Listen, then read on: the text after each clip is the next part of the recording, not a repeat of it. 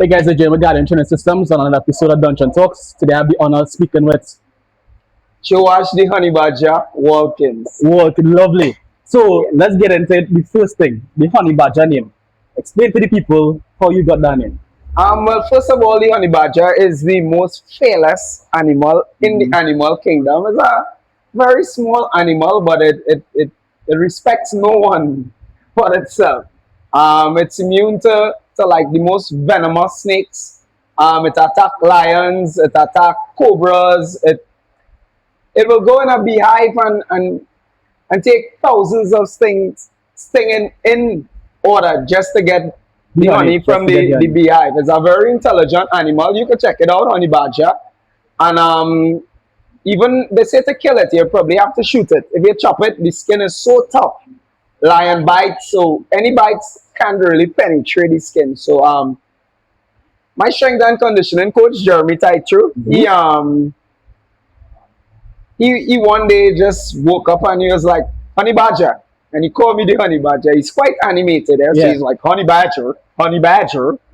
And I knew what the honey badger was, but I had to go back and research what it was. And when I went and researched it and I saw this little creature and how badass he was, I was like, wow, I hope I could embody what this honey badger is really about. And at that time, guys, I was sharing licks. So I could understand why he named my honey badger. I was sharing licks all over the place. So that's how I get our name, and it's stuck, and now we have honey badger. Yeah. Honey badger show everything. So you brought up your strength and conditioning coach Jeremy Taitru, right? Yeah. I remember years ago, I think it was 961 or one of those radio stations.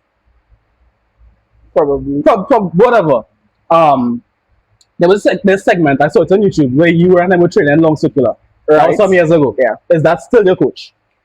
He's not my strength and conditioning coach. Unfortunately, he migrated. Unfortunately, I say unfortunate for me, but fortunately for him, he moved on with his life. He's in Canada right now. Right. He's not only training humans, he's training dogs now. He's a big dog trainer there. Cool.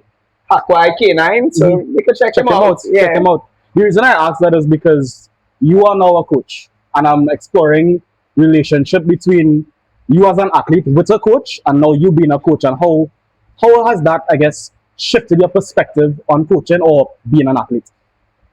Well, I've played both sides, to be honest. Being an athlete, the goal is just to get your training in as much as possible, be consistent. Your job is to show up on a daily basis and do what the coach said. There have a lot of times in my life that I had to coach myself also. I didn't always have coaches. We live in Trinidad. Yeah. We live in Trinidad. You know how it is good.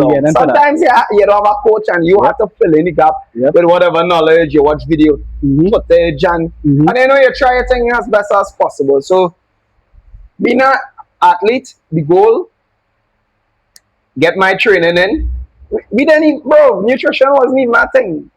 Like, nutrition no come around. I now have a dietitian, to be honest. So my thing was train, fight. Train, fight. Train as much as I can, sometimes once, twice, 3 times for the day. Yeah. Get in that ring and try to dominate. Study fight also. But as a coach now, I thought I had a good amount of knowledge when I was just fighting. But being a coach, being that person that you have to put in a little more research. As an athlete, it could just be coaches in most cases. Other than the time when you have to coach yourself. But as a coach now, you have to understand a technique inside out. Yes. To explain it to a student. Yes. And not just understand a technique inside out. Because of the different body types. You know the various body types. Something that will be applicable to you might not be applicable to somebody with different leverages, different structure. Yeah. Somebody else will say, sir, but I'm getting it this way. Okay. And now it become because the coach don't know everything, right? Now it become a problem that we have to solve. Sometimes we have to troubleshoot. We have to do some things on the fly. Not everything would be hand in hand like that. So as a coach, you gave me that different perspective. Now you have to take care of this athlete. Now you are a mentor. You are exemplar for this athlete. They will be looking at how you move. You have to know the different ways to coach. We know there are visual learners, there are audio learners. Some might be both, some might be one stronger. So you have to know how to bridge that gap, to communicate, because to me it's all about communication. And that is the biggest thing coaching has taught me, how to communicate, get my message from point A to point B, make sure they understand it and make sure they carry out the task that. Yes. I'm glad that you brought it up, but I want to circle back to something on the dietary front. You mentioned recently that you just got a dietitian, right? Recently. Just a couple of years ago. So that's good. But the reason I ask is, what difference, if any, have you seen in your performance from when you were just doing your own thing to now having a dietitian? So because my sport is all about weight class, so we cut a lot of weight. Normally, to fit into a weight class, most people would, for instance, I fight at 135. How much are you at right now? Normally, I weigh around 165. If I'm a real fat, like I'm fat right now because I just came off an entry, tore my LCL just a little bit, a partial tear, and normally I cut 25 pounds. So imagine me cutting 25 pounds, going on just a low carb diet. Yeah, and you're in a glycolytic sport essentially, like. That's right. So how did that work? And not just being an athlete. We know in Trinidad and Tobago, most of the athletes have to have a job. Yes. So I mean, you're going to work 8 to 10 hours, because I was into the gym, I started in the gym industry, working at Long Circular under Gerard. And you have a little extra gigs on the side. By time midday, you drain, you don't have energy to train or anything, because you're doing it the old time way. That's how we started doing it, cutting the carbs. Just cutting carbs. But when I was introduced to my dietitian, which is Tessa. Tessa Hampton. Big up Tessa. Big up to Tessa. She's a registered dietitian. She that changed my life forever, because Tessa was able to all right, they do my body assessment. The duration of the time that I have, if I have 6 weeks or 8 weeks to cut the weight, she will educate me about the macros, the micros, nutrients, the micronutrients, everything. Everything. Because a lot of people study the macronutrients. Correct. But even stuff like the fish oils and all these things, people don't. It's only when she dive into that with me, I was like, oh. And the other part of it, I was a much happier human being when I did it with Tessa. Because now she asked me, she's very passionate about food. I'm really not passionate about food. So not in that sense. So she's so passionate. She's the type of dietitian. She'd be like, okay, what you like? And structure it around what you love. And I think that's the best way to do it, honestly. Because you get to stick with longevity. It ensures that the client or the athlete is going to stick to the program. And because we have this mindset of, like, when we dieting, we have this bodybuilder mindset.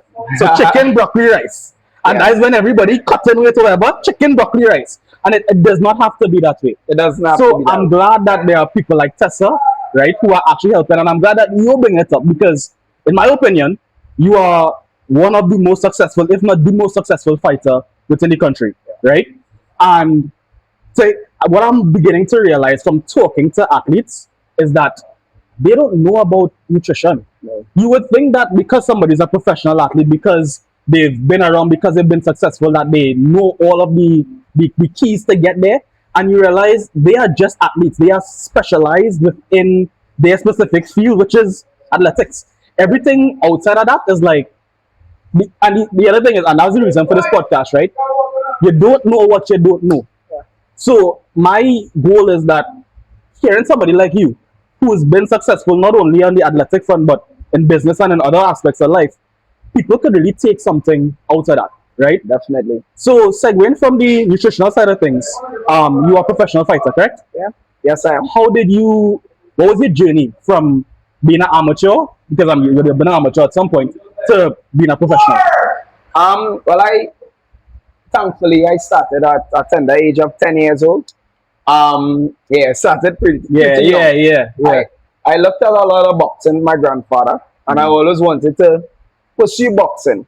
But back then, I born in the 90s, so it didn't really have much boxing. It probably had it, but I am from Arima, and it didn't have that.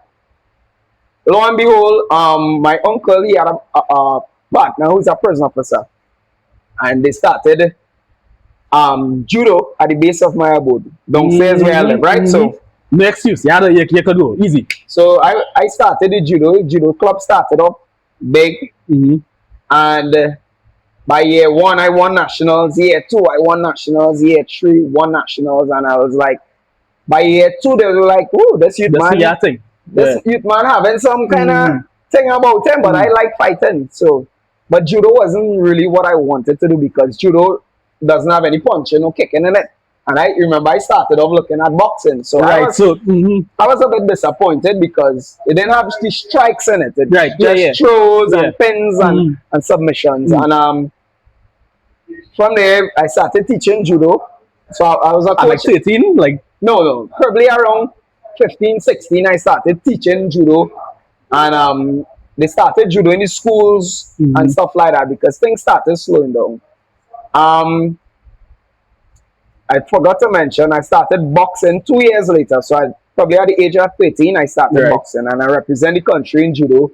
Around that time, I was like 13, 14, twice in Pan American and CAC games. Won a bronze at the CAC level at the age of around 13 or 14. So started juggling the boxing and the judo. Still had Olympic dreams. I always wanted to make it to the Olympics. But then this school program came, and I realized that the focus wasn't on me anymore. Like, I wasn't competing that much. Judo started to die because we tried to get it in the schools and revamp it. I had athletes training now, athletes competing out of the program. Sorry, not to cut you, but what happens is when you're an athlete and a coach, oftentimes the coach hat takes precedence to the athletes, because you're not having to mentor and take care of these athletes, and you become money back burner, right? Sorry, go ahead. But it just didn't have the opportunities. So what I did, I met this guy by the name of Caleb Edwards, and he was teaching mixed martial arts, and I was like, nice, I want to try this. Because I had a partner, Karen Bourne, doing Hines. Those guys was doing MMA. They started MMA, but I held on to that Olympic dream so much that I say, Bourne, I'm not going to do this. I'm going to try for the judo for Olympics, or boxing. That MMA looking a little rough, boy. But when I started it, because I had the background of judo and boxing, and we all know what MMA is. It's a mixture between striking and grappling arts. So it's kickboxing, boxing, Muay Thai, karate, you name it, striking, anything, arts. And then we have the grappling arts, which is judo, jiu-jitsu, wrestling, sambo, you name it, catch wrestling, all these things. So because I had a bit of both, I had the boxing, and I had the judo, it was easy for me to transition into the MMA. But I didn't just get into the MMA. That this guy I met, Jason Fraser, trying to make the story quick. And when I met Jason Fraser, he said, bro, I'll turn you into a world champ. I didn't believe him at first, but he started to make a lot of noise on the combat scene as a promoter. And I don't know how this thing called Sambo came around. I don't know if you know Sambo. If you check out Khabib Nurmagomedov, who fought Conor McGregor. Khabib Nurmagomedov is a two-time Sambo world champion. So this guy brought Sambo on the scene, and somehow the government was behind it, and we were getting funding, and we went to Colombia. We won our first 5 medals in Colombia. Dwayne, Teron, Martin, Karen, myself, team of 5. And that was history. I went on to do more Sambo in Belarus, went to Russia, I went to Japan, I went to Casablanca, that's in Morocco, where I won a Sambo silver world championship silver medal in Casablanca, Morocco in 2015. And at the same time, my MMA career was just picking up on the regional level and stuff like that. And Yeah, the rest Rest was is history, history. bro. So you spoke about, well, you just spoke about that journey, and you spoke about coaching yourself, right?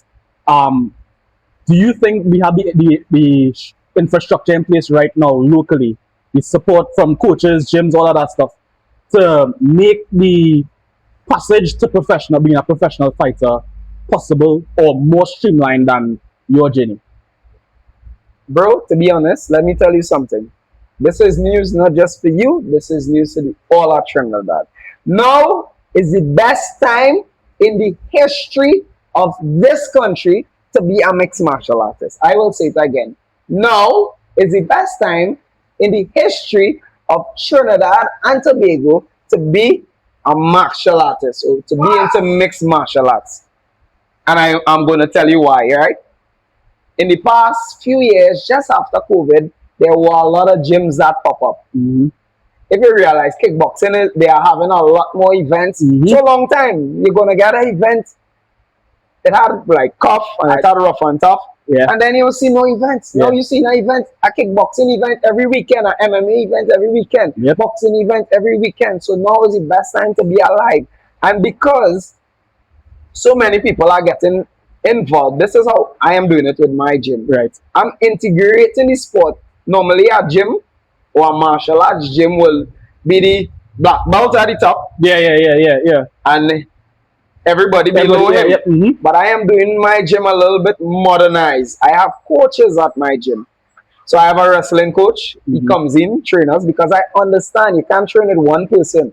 One person doesn't have all the knowledge for MMA. You need specialized individuals in every aspect to propel yourself moving forward. And that's how I carry on my gym now. Mm-hmm. So my guys, you're going to see the kind of beast that is going to come out. I look, we have Joshua James. He's fighting next week, Saturday, for a title in Cup. He's one of the best mixed martial artists in Trinidad, right underneath me. Did he fight Rabs in a Rabs He recently? fought in nearly all the raps. Yeah, I think it was Rabs. Which one was that boy? He He fighted all his. in Okay, nearly all the raps he fight. The rap Yeah, that yeah. he didn't fight, he didn't get a fight in that rap. Just know that. But what am I saying is now I work with a wrestling coach, Coach Obadiah. He wrestled in the States. Mm-hmm. I wrestle with Coach Cox. I box with Coach Cox. Mm-hmm. I even leave my gym. So that question what you're asking there, a lot of martial artists think that their gym is the end all. Yeah. Whatever they're doing, Yeah. that is the end all. But that is not how I built my career. My career was built training with the best. I seek out the best in Trinidad. And if you seek out the best in Trinidad, you could reach my level. Or you could even reach higher than my level. Because even better now, Mm-hmm. I train with Taekwondo people. Mm-hmm.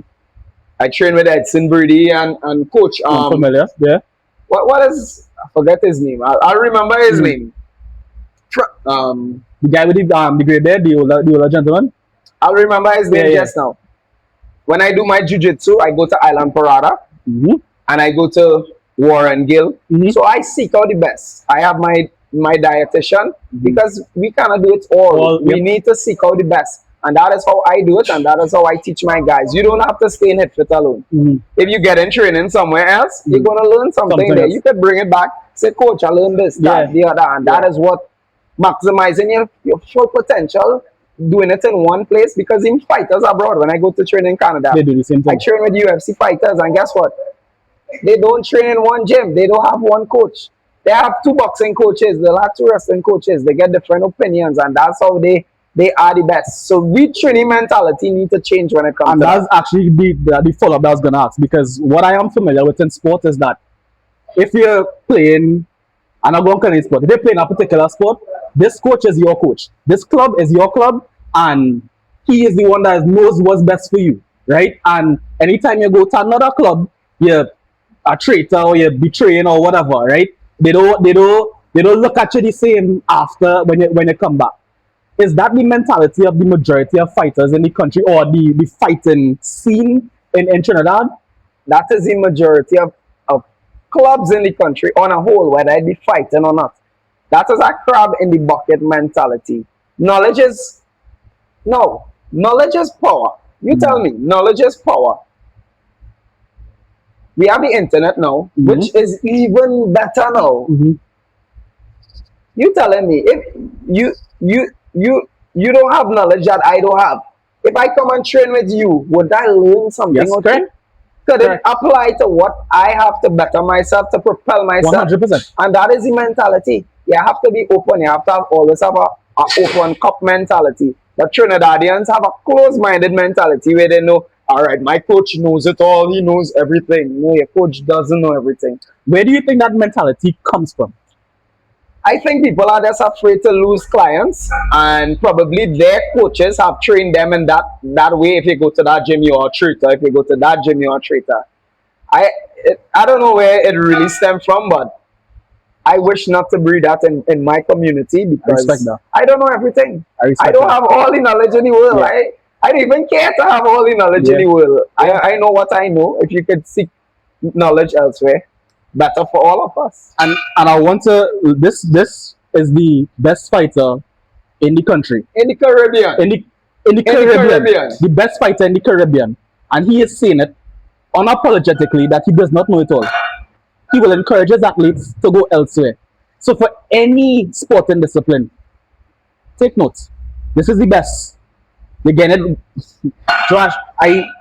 There's this culture, boy, that I'm trying to expose, to really make better, because I feel like we get so comfortable and we've been doing something for years or for decades, and so we don't know anything different, so we're just going to keep doing it. And then worse yet, if we becoming successful with it, it's like, well, don't break when fix, you understand? It, enough for that. I understand. It's just frustrating. And the other thing is, like they say, the crab in the barrel mentality, and the people don't want to lose clients, right? That, so my platform, right? I am sharing it. So before I say that, I have found in the fitness industry in Trinidad is a fight down. Everybody is trying to fight for themselves. I want as many people as I can.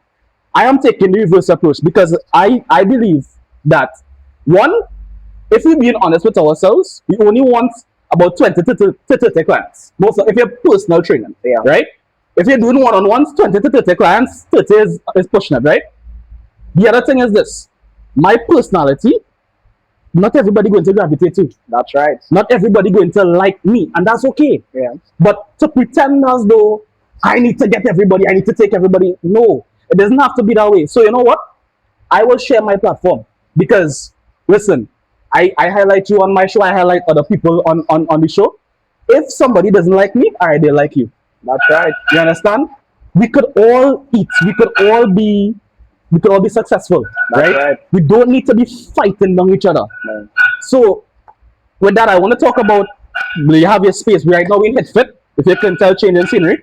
How did you come to this space? How did you come from, I guess, you didn't always own a gym. Yeah. So, how did that come about?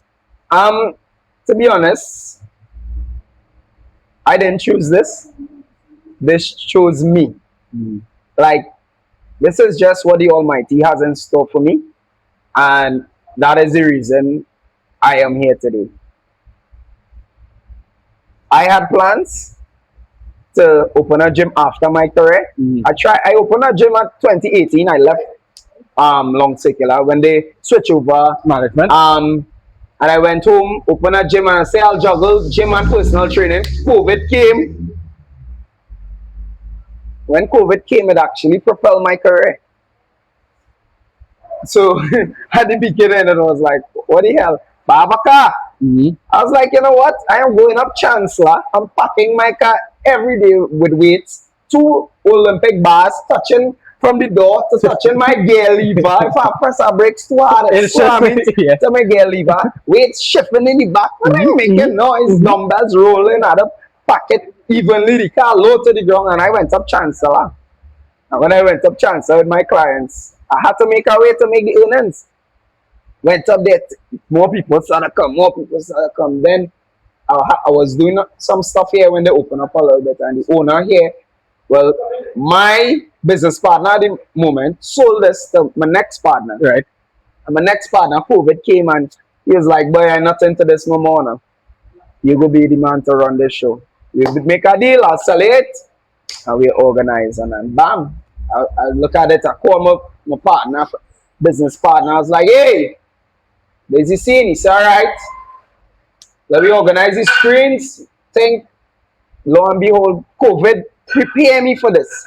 Like COVID, money was just in abundance. Now I tell you, it wasn't me. When people were suffering, Yeah. bro, COVID, I probably make the most money in my life. Yeah. And this is what I always wanted, because I had started mixed martial arts with, I don't know if you know Jeremy Rampage and Micah. You might know Micah. Micah is into the health and fitness. I might, maybe if I say remember my name. Is Major Fit. Major Oh Fit. yeah. Bro, those guys train under me as kids. I have pictures, I could send that to you. Way back then. So this generation is like my second generation athletes. Right. Jeremy and them is like my first generation. So it's something that I always love, and it's something that I'm really passionate about. And to be honest, I found my purpose in this world is to share the love of martial arts and fitness to the world. Change lives in that way. And I think you've been doing an amazing job at that. If you had to give advice to a young fitness professional coming into the space in terms of gaining clients, how would you suggest he or she goes about doing that? What I will say, we have tools now. I used the tools when it wasn't even so big then. I used to post my stories on Instagram. I used to post my stories on, no, not even Instagram. It was Facebook back in the day. Before, when I started, Instagram wasn't even so big. Now we have tools, folks.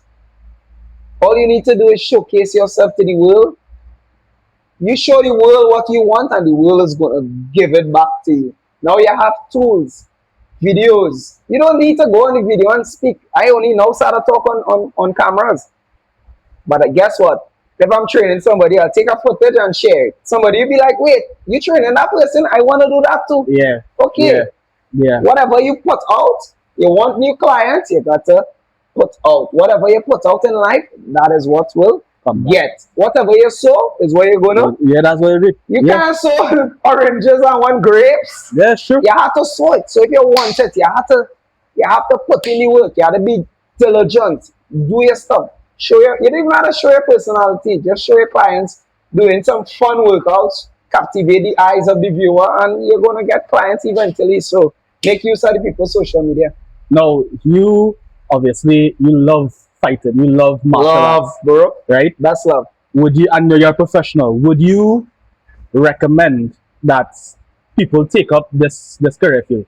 Well, what I will tell everyone, this is not for everybody. Everybody is not going to like it. You're going to walk in my gym and you may not like it. People sweat flying on you and no kind of foolishness. Most people, but what I will say, if you could engulf yourself into martial arts for at least 6 months of your life, 6 months of your life, that's a small fraction of your life. It's going to change the person who you are holistically. You're going to be a more alert. The least you would learn to do is better defend yourself, because most people think they could really defend themselves, and this is for most men. Most men think they could fight. No, if you never train fighting, it's like cricket. Go and try playing cricket with Brian Lara. See if he bat you for 6.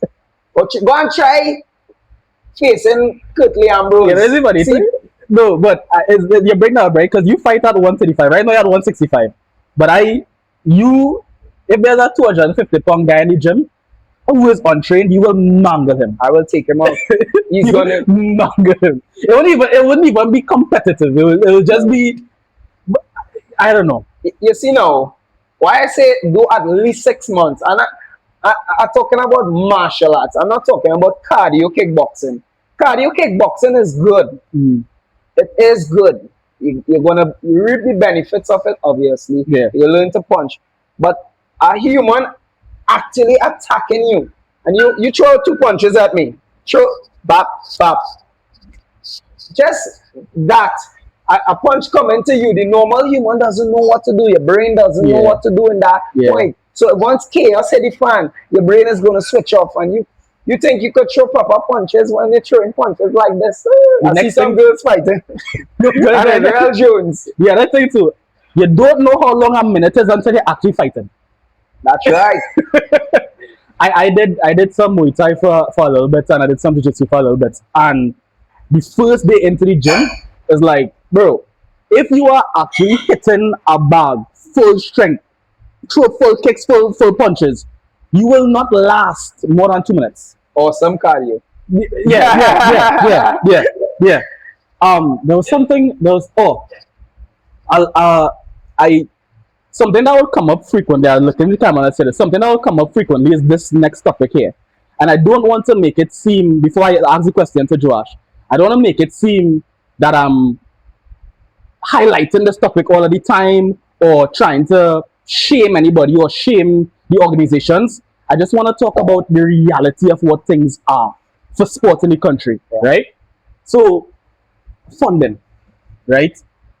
You would have spoken about obviously representing the country, and then when Sambo came in, you got a bunch of funding and whatever. What does that look like today? Whoa, bro. To be honest, I've been off that circuit for a little bit. Like when it comes to, because of my professional run, I will have to seek sponsors in order to travel, or sometimes the organization will pay my fare to travel and stuff like that. But funding is like for Joshua. Funding sometimes it could be a pain in the butt. Yeah, sometimes you have to. He goes away. Sometimes he have to spend his own money. Yeah. He have to raise funds. When he come back, all his money spent in travel and hotel and stuff like that, and he come back and he have to start all over again because he spent how much thousands of dollars. Yeah. These are the things that I went through also. I'm sure, and here's the next thing that I know you also would have gone through. We have this mentality in Trinidad where nobody's supporting you on your journey, right? But as soon as you win, as soon as you make it, baby boy, we love him. It's like, what? How? Somehow, I guess that's just the mentality of the people in this country, probably around the world too. I'm not sure how it is around the world, but people glorify winners. People love winners. That is why you had to be a winner. Yeah, you have to be a winner. You had to put in that work and perform to the best of your ability. But with the challenges that you have, because everywhere in the world has challenges. Nowhere else is perfect. Yeah. We think about America and them getting represented and blah, blah, blah. They have to do the same thing with us. So being an athlete on the whole, it's a grind. That is why we are not ordinary people. Athletes are not ordinary. Correct. We are not ordinary. Bro. The things that we have to go through on a daily basis just to pursue our dreams sometimes. I remember even when I now started to train, I was living in Arima, I wasn't working. Or I probably was working a little bit and wasn't getting much money, just teaching. And bro, I had to balance my meals. I had to doing nice for some protein shake during the day sometimes. I had to balance one jobs. Them days jobs was $14. That's a breast with fries. And I had to balance that for the whole day because I come down here to do 2 and 3 sessions. But Josh, how you actually survive that, dog? Because I can't even just breathing and walking around. That is, bro, the will does it, boy. Is the will. I know about hungry training sessions, bro. Like the things that athletes just have to go through on a daily basis to attain. When you see them attain, ask yourself what they went through. When you see them on the Olympic level, ask them what they went through. Bro, you need to interview more athletes and let people actually hear the stories of these athletes because it's really painful. I'm glad you bring up that. Who would you like me to speak to next? Sienna, Joshua, Jared, bro, I can recommend the whole gym here for you. And I'm not just recommending normal athletes, I'm recommending high level athletes to you. Tiana, there's your call. Yeah, Tiana, Joshua, Jeremy, Donnell. These are the people, very inspirational people. Like the things that these people go through to reach where they are today. It's just mind blowing, bro. It's mind blowing. Your episodes for the rest of the year with those people. If I start to tell you about people. Yeah.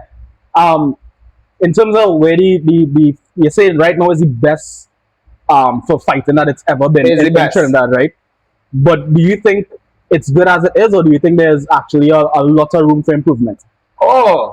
there are always room for improvement, especially martial arts. When it comes to martial arts, it's infinite. It's not like, all right, cricket, you'll have about 10 different strokes on the front foot, on the back foot, different. But in martial arts, it's especially mixed martial arts. Mixed martial arts is only about 33 years old. Right. Just in the sport of jiu-jitsu alone, it's evolving so much that there's a new technique building every day from a new angle. It's like nobody knows everything in the sport. Now you'll have the principles, which you could stand on the principles and build from the principles. But it's, bro, this thing is getting so wild nowadays. Like, so wild. Like, it's infinite. So you can't wrap your head around it, and there's always room for improvement. Yes, and I agree. And that's on the fighting side of it. But I was referring more to the promotions or the professionalism within, like, actually showcasing the fights and that kind of thing. Well, the promotions, they are doing a much better job if I compare now to then. But there's always room for improvement. I think things are going to get a lot better. I think more promotions, people are going to dip their foot in that promotion grand scheme. And we have like Rabs has been doing really. I think Rabs, like, so I'm not in the fighting scene in Trinidad, right? And I think Rabs has done a great job of promoting to everybody. Rabs is kind of, and I went to event recently, and it was great, man. It was like a kind of party atmosphere in a sense. Awesome. The fights were of very high quality. Yeah, Rabs have been doing a great job. And prior to Rabs, the only other promotion that I am familiar with is Cuff, and I've never been to a Cuff event, but Cuff, from what it was promoted, from what I've seen, seems more of raw fight atmosphere than party-ish, right? But outside of those two, I am not familiar with anything else in. I know Evolution Gym, the rooftop. I know they have events every now and again, but outside of those three that I call, I am not familiar with anything else. But what I will say how they could get better is using the social media platform. Yeah, but Rabs has done a great job. Rabs, like, is the definition of youthfulness. Yes. Because it's this generation that is using that. Cuff, he's doing it. What is good with Cuff? He has been consistent for over the years. So consistency over a period of time, you know, with everything, it compounds. So that is what really good with Cuff. Rough and Tough now, he's a platform that give the amateur athletes. He gave the amateur athletes a platform for IMMAF. IMMAF is the International Amateur MMA Association. Soon they are going to be in the Olympics. But I think Rough and Tough could do a better job with the social media. See, now he's trying to amp it up, but the general public, like how you not into fighting, by now you should know about Rough and Tough if he was doing a proper job with the media. So hopefully, as he started spice up things, and that is what you want. You need these companies to be household names. Yes, Rabs is now a household name. And from the household name, how are you going to propel the sport? From the household name, you're going to create stars. Yes. So like Conor McGregor. Everybody knows Conor McGregor because UFC is a household name. So they create Conor McGregor. And now Conor McGregor is a global superstar, which will draw the youth. And I want to be like you when I grow up. That is how it was with Mike Tyson and myself. Mike Tyson, Holyfield, Roy Jones Jr., Bernard Hopkins, Felix Trinidad. It have these idols in the sport that you look up to, and that is what does draw the younger generation into the sport. You need superstars in the sports to draw the younger generation. You know something? I know you're correct, but something that just dawned on me. I know Conor, obviously you know Conor McGregor as a fighter, yes. But what you know about Conor McGregor is his personality. That's but right. UFC does a great job of promote. Yes, styles make fights, but the personalities of the fighters also make fights. I am not necessarily, I know some of the names, like for example, like I know Tiana, like I know the name Tiana, I've seen her fight, but I don't necessarily know her personality. You know what I mean? Okay. Do you think that we in Trinidad, we do a good job of promoting fighters themselves? Fighters do a horrible job of promoting themselves. I know. I did a horrible job of promoting myself. The level that I have reached and the amount of achievements I have, each and every person should know my name. Yes. Yes. I did a horrible job of promoting myself. I will start with me. But that is going to change now. And now I have hit fit. I don't know when you came in, you saw me interviewing Yes, someone. I saw. Yep. I'm just interviewing this guy because he did a Raps Contender Series fight weekend. But I understand now that promotion, it goes a long way. Yes. So now, I don't know if you check my page. I did, I did a documentary on Tiana, and then when they went to the YouTube page. So now I'm trying to push the athletes in that direction. I'm trying to promote the brand HitFit, promote the Honey Badger, because these are the things I didn't do myself. So instead of telling them to promote themselves, I'm going to show them how to do it. And I'm going to help them on their journey to do the things that I didn't do because bro, everybody should know the Honey Badger. Yeah. If you ask anybody who the Honey Badger is, although the sport is what you did lately, and fans have short-term memory because it is the next best thing. It's always the next best thing. We did a horrible job of promoting ourselves, and I don't know about the other gyms, but I will speak for myself.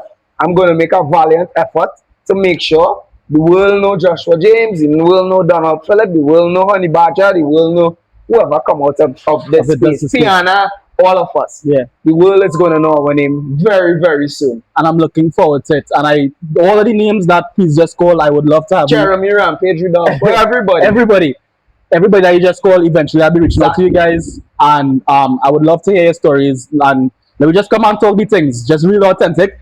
Joash, this is actually the first time I'm ever meeting Joash. This conversation is 100% real. Like, this is, there was something I was going to ask you.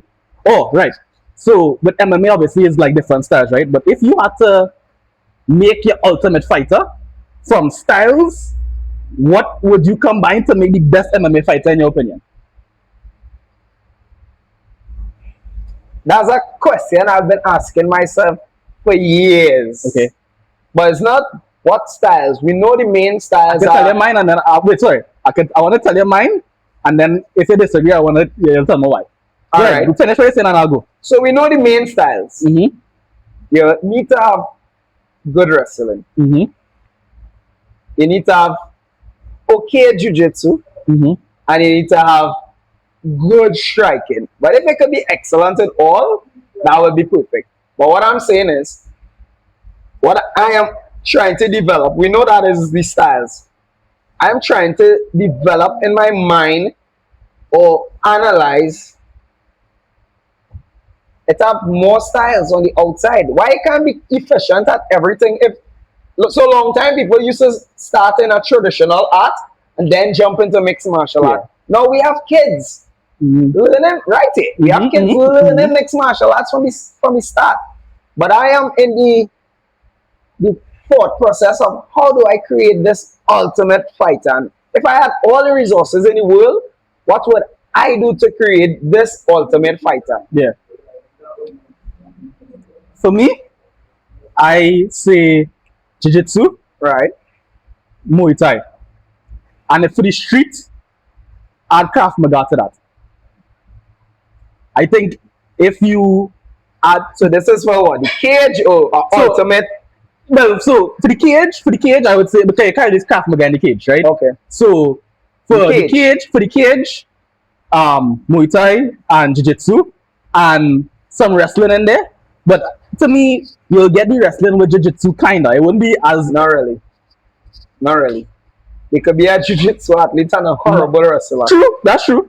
There are a lot that they can't do anything with wrestling.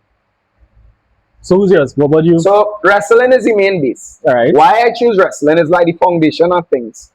If you are trying to take me down to the ground, I'll use my wrestling to escape. Yes. And if I need to somehow, you are overwhelming me in the striking aspect, or if I want to exploit your weaknesses, I could take you down. Yes. You might be a weaker ground person or a weaker grappler. So hence, the wrestling is like the core of the body. You know, you have the core and then you have the upper limbs and lower limbs.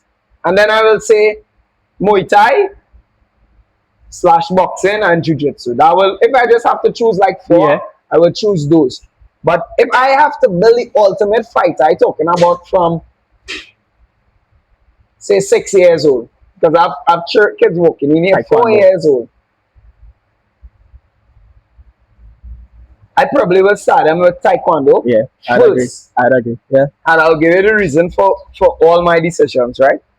yeah, So kicking is not a very hard thing to learn, but you see the dexterity yes, in your legs, yes, having your legs to work like hands. yes, Now I'll probably play in taekwondo for about 4 or 5 years. yeah, yeah, Because I don't want you to become too dependent on your legs where you neglect your hands. Because I have a lot of taekwondo guys, like in the UFC and things, stuff like that. They are so dependent on their hands, their legs. When a guy passes that range, because you remember legs is a long attack, right? There are different ranges of attack. They have long range, they have mid range, and you have short range, and then you have the inside range, right? Legs are long range attacks. Once you pass that long range, you have to use a different tool. So it's like a carpenter. He has different tools for different jobs. You can't use a hammer to screw screw. You have different tools, and everything is like a tape. So once you pass my legs, most of the guys who mostly dependent on the legs, they get boxed up. So I put in taekwondo to have that dexterity. right, yeah. You can use your legs like a hand. Pop, pop, pop, pop, pop. Them could fan you and do all kind of thing with their legs. So I'm giving you that and the flexibility in the legs. And then I will go wrestling. Because I think boxing is the easiest thing to learn. Yeah. Wrestling and jiu-jitsu. And we could learn boxing last. I think boxing is the easiest thing out of all of them to learn. I've seen it. I've seen guys I've seen guys come in the UFC with years of wrestling and they learn to box and they're outboxing world champions. Yeah. So you understand? So yeah, taekwondo. I'll probably add a little judo in there also because of the trips and stuff like that. But yeah, that'll be my.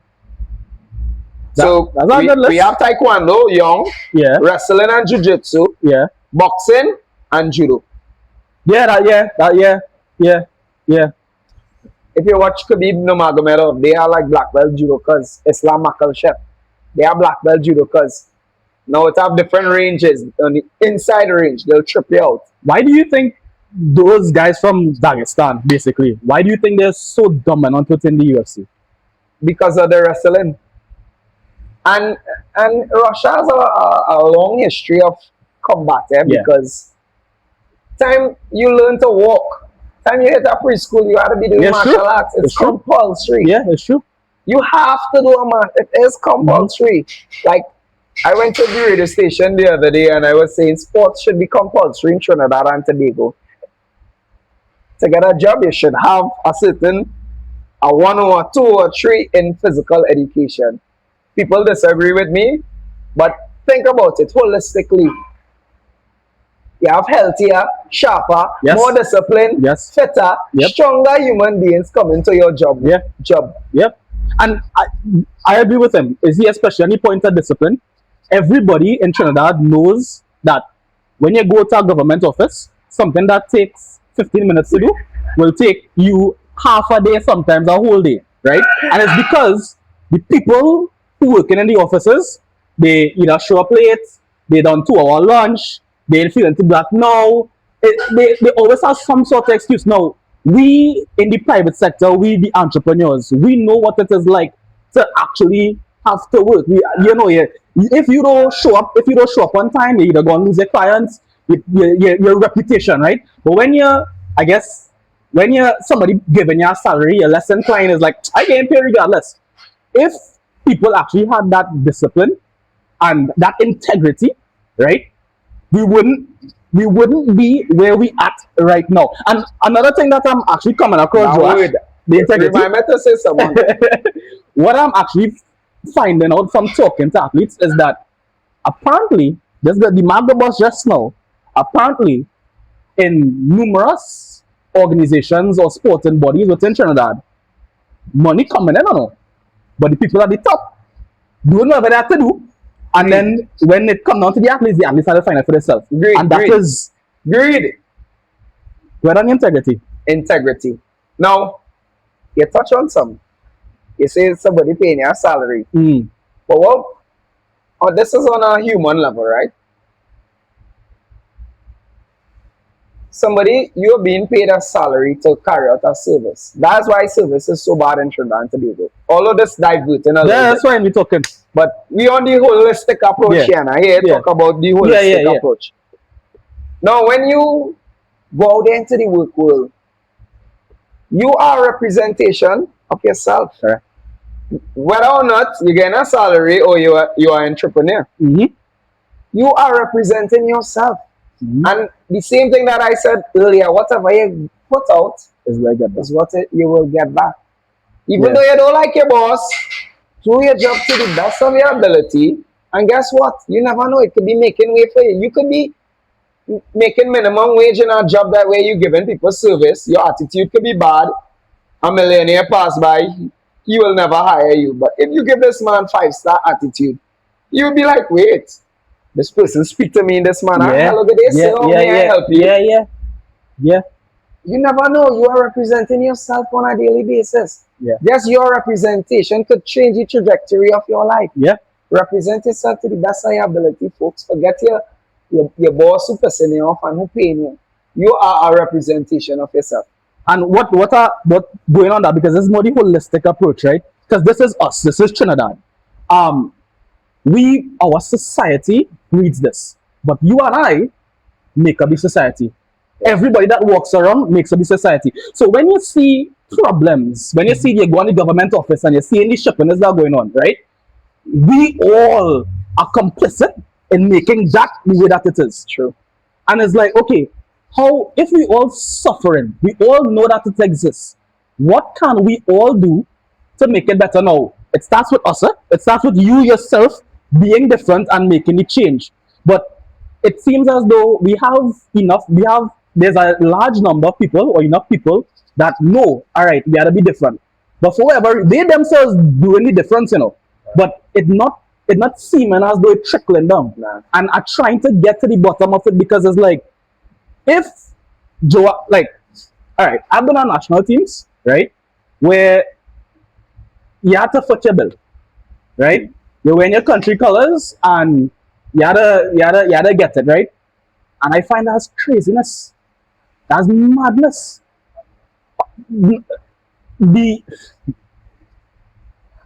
I'll get upset. But go ahead, sorry, if you had to go ahead. Just anything you had to say, go ahead. So what I realize with the NGOs, you say money will come to the top of the association, and for no reason it will reach down to the athletes, right? I think the approach of these NGOs need to change. They need to start running sports like a business now. Yes.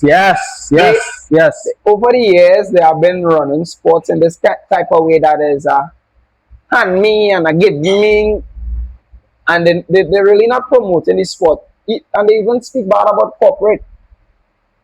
If you don't have anything to offer corporate is not going to offer you anything. Yeah. Unless they know you personally and they're really invested in your journey.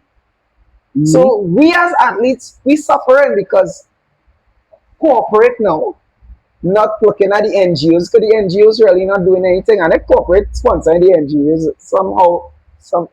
So now we have to take matters into our own hands and promote ourselves. Now we have to use that tool of social media to reverse this whole thing and try to get corporate to come to us instead of probably going to them. Yeah. No, because we have this it's my platform. I say what I want. This is, I really don't know. We have this thing of like, boy, black people, they fight on the black man thing, whatever. And if we being real, sometimes we just looking for handouts. We just waiting for somebody to give us something. And the same people that fight, that saying we getting fight down, or you're not doing nothing. Yeah. Or you're not getting up and getting it for yourself. Now, I understand as a young person, trust me, how difficult it is to get a job in this country, even with qualifications. I get it.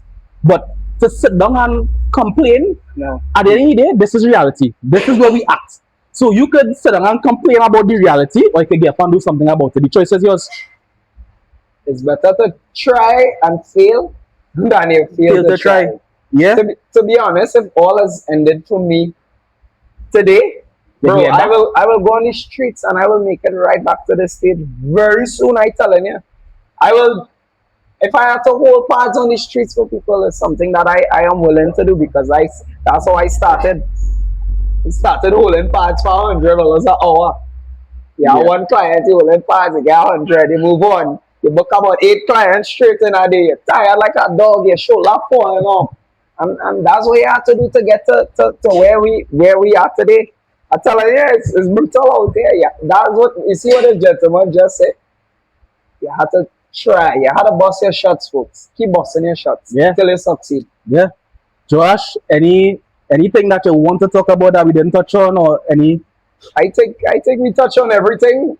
Welcome to Hit Fit. We are specialized in strength and conditioning circuits, kickboxing for girls, kickboxing for adults, mixed martial arts for kids, teens, and adults, stretch classes, stretch tea and sauna classes.